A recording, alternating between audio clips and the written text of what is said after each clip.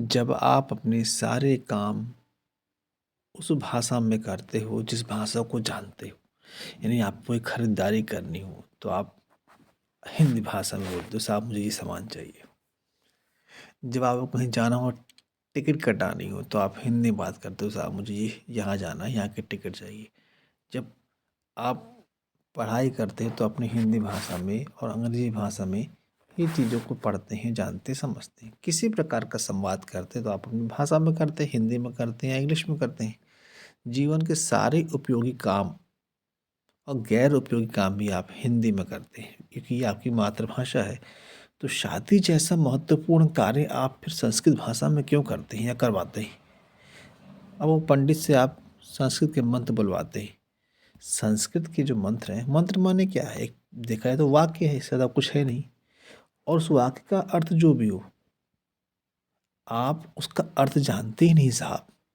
शादी जैसे महत्वपूर्ण कार्य में आप उस भाषा का प्रयोग करवा रहे हैं जिसको आप जानते नहीं हैं, जिसका अर्थ आपको नहीं पता है।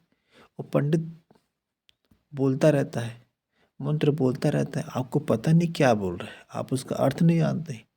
और शादी जैसे महत्वपूर्ण कार्य में उसको आप तवज्जो दे रहे हैं। अरे ये कार्य तो आपको हिंदी में करना चाहिए।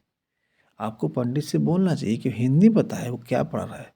जो भी उसको उस मंत्र के अर्थ हों, जो उपयोगी हों, आवश्यक हों,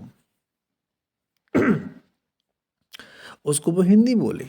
तो शादी जैसा महत्वपूर्ण कार्य, अरे आप एक टिप पेंसिल खरीदते हो 2 रुपए की तो आप हिंदी बोलते हो, जांचते हो, परखते हो। लेकिन शादी जैसा कार्य आप किसी और के जिम्मे सौंप देते हो, वो अपनी उस भाषा का प्रयोग करता है जिसको आप जानते ही नहीं हो, यानी संस्कृत। क्या बोल रहा है, क्या नहीं बोल रहा है, आपको पता ही नहीं है। आपको पता ही नहीं, बस आप फॉर्मेलिटी कर रहे हो कि हाँ हमने शादी करवा ली है, क्योंकि शादी तो ऐसे ही होती है, संस्कृत में होती है। श्लोक पढ़े जाते हैं, मंत्र पढ़े जाते हैं, कुछ विधान होता है। आपको मतलब ही नहीं है। मतलब नहीं इसलिए मैं कह रहा हूँ, जब आपको मतलब नहीं है तो फिर इससे नाता तोड़ो इन चीज़ों से। जिस चीज़ से आपको मतलब नहीं है वो काम आप क्यों कर रहे हो या क्यों करवा रहे हो? सिर्फ इसलिए कि वो समाज की रीति है, समाज के रिवाज है। वो नहीं होगा तो आपकी शादी नहीं मानी जाएगी, वो हो जाएगा तो आपकी शादी मानी जाएगी। ये सिर्फ समाज की मान्यताएं हैं, इससे ज़्यादा कुछ नहीं है। आप शादी जैसा महत्वपूर्ण कार्य उस भाषा में कर रहे हो, जबकि 2 रुपए की पेंसिल खरीदने के लिए भी आप हिंदी भाषा का इस्तेमाल करते हो। तो सोचिए, जिससे जीवन भर का साथ निभाना है, साथ में रहना है, उसके साथ जो संबंध बनाने जा रहे हो, उस काम को करने के लिए कम से कम आप उस भाषा का प्रयोग तो करो जिस भाषा को आप जानते हो, जिसका अर्थ आप समझ पाते हो। आप ऐसी भाषा क्यों, मान लो कोई हिब्री में बोलेगा, जर्मन भाषा में बोलेगा, है कोई अरबी भाषा बोलेगा, आप समझ जाओगे? नहीं समझोगे ना। आप तो हिंदी पढ़ते हो। तो किसी कोई अगर ताइवान की भाषा बोले, चीनी भाषा बोले, तो ऐसे समझो ना, आपके लिए जो संस्कृत क्या है, चीनी भाषा ही तो है, ये जापानी भाषा तो है जिसको आप जानते नहीं हो। वो पंडित मंत्र बोले जा रहा है, बोले जा रहा है, संस्कृत पढ़े जा रहा है, कथा करे जा रहा है। क्या लेना देना आपको इस शादी में इन चीज़ों से?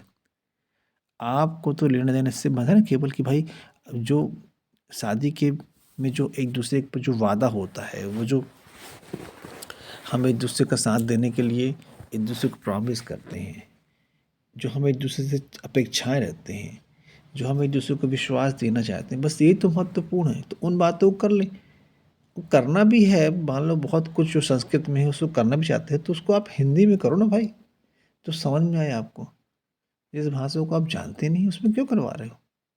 या तो फिर आप संस्कृत जानते हो तो समझ में आती बात, संस्कृत तो आप जानते नहीं। आपका संस्कृत से दूर दूर तक कोई लेना देना नहीं है, उसका अर्थ आप नहीं जानते हो। तो फिर शादी जैसे महत्वपूर्ण कार्य को प्लीज़ आप उस भाषा में न कराएं जिस भाषा को आप नहीं जानते। धन्यवाद।